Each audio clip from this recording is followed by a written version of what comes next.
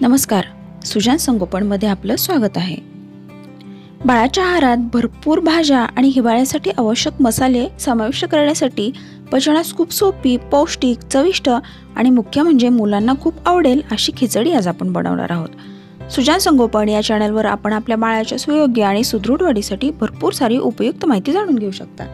त्यामुळे चॅनलला लगेच सबस्क्राइब करा आणि सोबत असणारा बेल बटन दाबायला विसरू नका। चला तर मग आपण रेसिपीला सुरुवात करूया। इथे मी भरपूर भाज्या घेतलेल्या आहेत। कोथिंबीर, वाल, फ्लावर, गाजर, बटाटा, सिमला मिरची, शेंगदाणे। तुम्हाला जर हवं असेल तर तुम्ही याच्यामध्ये आणखीनही काही भाज्या ॲड करू शकता। त्यानंतर मी इथे टोमॅटो प्युरी घेतलेली आहे, कांदा, लसूण आणि सुकं खोबऱ्याची पेस्ट करून घेतलेली आहे आणि हा तांदूळ इंद्रायणी घेतला आहे मी, जो की मी अर्धा तास भिजत घालून घेतलेला आहे। भिजत घालून घेतल्यामुळे तो शिजतो लवकर आणि पचायलाही हलका होतो। आणि मी इथे काही खडा मसाला घेतलेला आहे, लवंग, मिरी, वेलची, दालचिनी आणि तमालपत्र। आता मी पॅन मध्ये तेल गरम करून जिरे मोहरीची फोडणी घालून घेते। त्यानंतर मी हा खडा मसाला घालते। तमालपत्र आपण घालणार नाही आहोत, फक्त लवंग, मिरी, वेलची आणि दालचिनी घालून त्यामध्ये आपण ह्या सगळ्या बारीक चिरलेल्या भाज्या घालून घेऊया।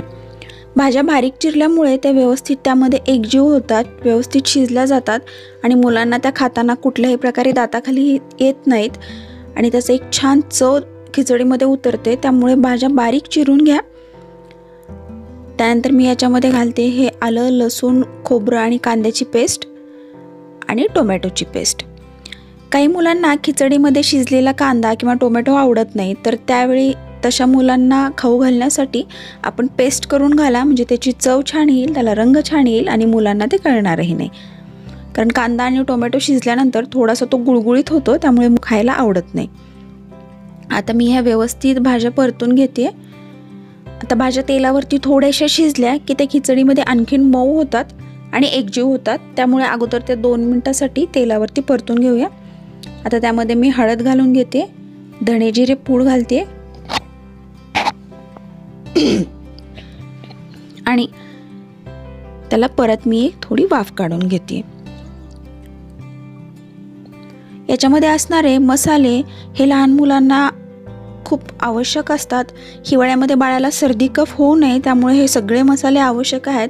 भरपूर या खिचडीमधून भरपूर साऱ्या भाज्या मुलांच्या पोटामध्ये जातात।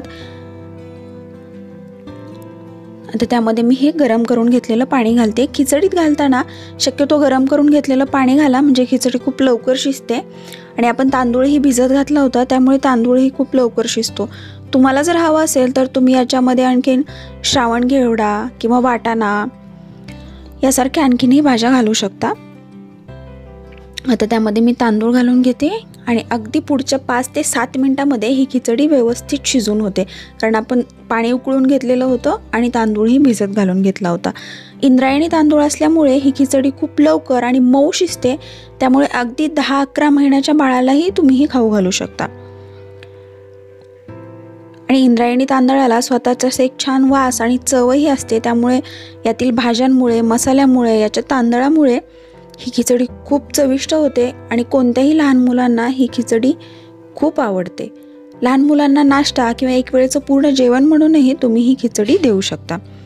थोडीशी थंड करून बाळाला तुम्ही ती सर्व करू शकता। या खिचडीचा अगदी खमंग असा वास सुटलेला आहे।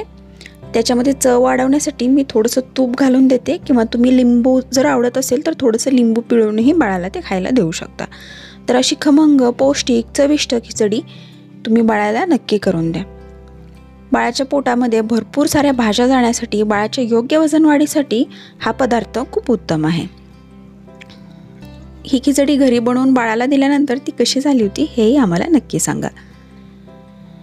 सुजान संगोपन या चॅनलवर आपण आपल्या बाळाच्या सुयोग्य आणि सुदृढ वाढीसाठी भरपूर उपयुक्त माहिती जाणून घेऊ शकता, जसे की हिवाळ्यात बाळाची कशी काळजी घ्यावी, बाळाला बालगुट्टी देताना काय काळजी घ्यावी, लहान मुलांची रोगप्रतिकारक शक्ती कशी वाढवावी, लहान मुलांची बौद्धिक क्षमता कशी वाढवावी, नवजात बाळाची काळजी कशी घ्यावी, लहान मुलांसाठी पौष्टिक आणि चवदार पदार्थांच्या पाककृती, उन्हाळ्यात बाळाची कशी काळजी घ्यावी, गरोदरपणात बाळाची आणि आईची कशी काळजी घ्यावी, तसेच लहान मुलांच्या विकासातील खूप साऱ्या महत्त्वपूर्ण गोष्टी तुम्ही या चॅनलवरती जाणून घेऊ शकता।